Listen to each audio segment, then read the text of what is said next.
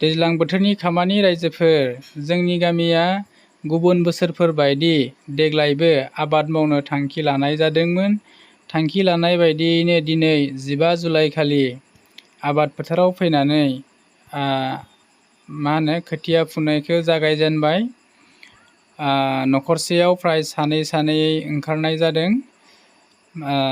आरो दा आबादथिलियाव फैनानै खोथिया फुग्राफोरा फुगासिनो दं, रोगाग्राफोरा रोगागासिनो दं। नै बिथाङा गामिनि लेङाइ आफादगिरि। जिथुनिखि गायग्रा जायगा, बे गायग्रा जायगाया खोथिया थिलिनिफ्राय 1 किल'मिटारसो गोजानाव दङ। बेनिखायनो बै गायग्रा जायगायाव थांनानैसो माइखौ गायनाय जासिगोन। नै दसे उनाव फ्राय फुखांसिगोन। फुखांनानै जोङो बै गायग्रा जायगायाव मोननानै माइखौ गायबाय थानाय जासिगोन। नै माइया गायबाय। बे माइ गायबाय थानाय नुनाया जाहैबाय जोंनि गामिनि आबादथिलि, आबाद फोथार। बोसोरफ्रोमबो रायजोआ फ्राय गायनाय जायो। दिनै 2 बोसोरसो जालांबाय।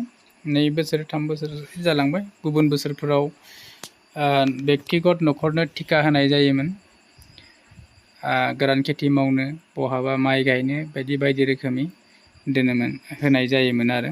दा एबारनिफ्राय नङा, बोसोरनै जाबाय फ्राय रायजोआ जयैनो मावगासिनो दङ।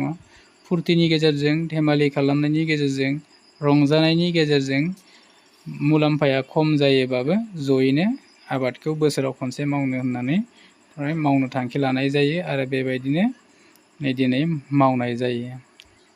बेनिफ्राय जोंना फ्राय गायखांबायानो, थाबैनो गायखांनाय जादों। एसेनोसै, भिडिअ'आ बुट जाबाय, फोजोबनाय जाबाय। Thank you.